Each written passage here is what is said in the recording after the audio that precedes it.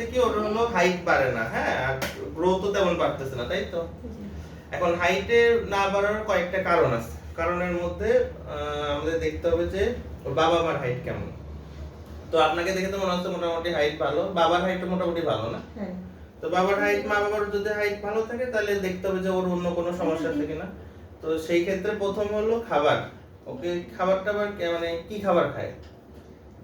ও মাছ গোশ ডিম দুধ সবই খায়? সবই খাইতো, কিন্তু ইদানিং কিছু তেমন একটা কিছু খাচ্ছে না। এখন হলো বাচ্চাদের হলো গ্রোথ, মানে আমাদের হাইট বাড়াতে মেইন কাজ করে হলো গ্রোথ হরমোন। গ্রোথ হরমোন হলো একটা মানে প্রোটিন হরমোন, মানে হলো আপনার প্রোটিন, আর প্রোটিন হলো বিভিন্ন অ্যামাইনো অ্যাসিড মিলে প্রোটিন তৈরি করে।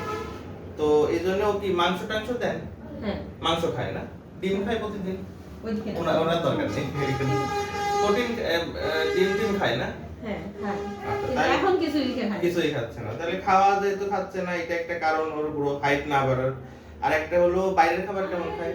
না, বাইরের খাবার মানে আমি দেই না, খাইতে দেই না, যদি কোনো আত্মীয়-স্বজন আসে তবে দেয়, এটা এটা দেয়। তো তাছাড়া খাই না। এখন গ্রোথ হরমোন বাড়াতে হলে হলো খাবার যেটা হলো চিনি জাতীয় খাবার বন্ধ করতে হবে, হ্যাঁ, মানে যেটা আমরা বলি হলো হোয়াইট, এটা হলো হোয়াইট পয়জন চিনি যেটা, হ্যাঁ, রিফাইন্ড সুগারে হয় কি গ্রোথ হরমোনটা সিক্রেশন কম করে, এই জন্য একদম চিনি জাতীয় খাবার বন্ধ করবে, ঠিক আছে?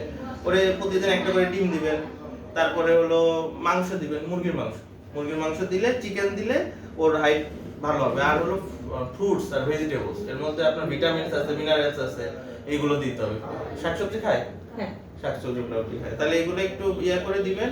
আর হলো আরেকটা হলো ভিটামিন ডি, মানে হাইট বাড়াতে ভিটামিন ডি এর একটা ইয়ে আছে। তো আমরা তো এখন সবাই ঘরের ভিতর থাকি, আমরা তো সানলাইটে যাই না। ওকে খেলাধুলা করে? হ্যাঁ। খেলাধুলা করে?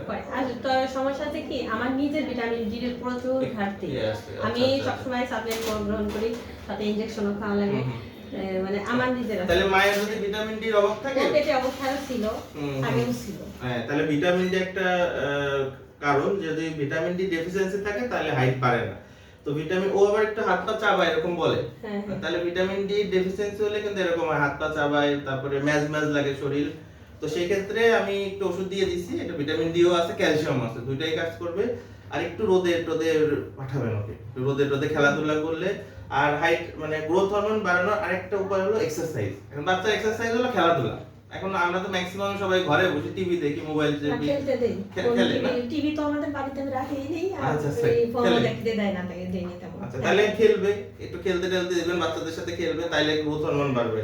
আর হলো একটু রোদেরটা ব্যাপার আছে, সকাল 10টা থেকে বিকাল 3টা পর্যন্ত। এই যে রোদটা, এই রোদে কমপক্ষে প্রতিদিন আধা ঘন্টা থাকবে, সপ্তাহে 5 দিন। এটা হলো গ্রোথ হরমোন বাড়ানোর উপায়, ভিটামিন ডি ডেফিসিয়েন্সি রোধ করার উপায়।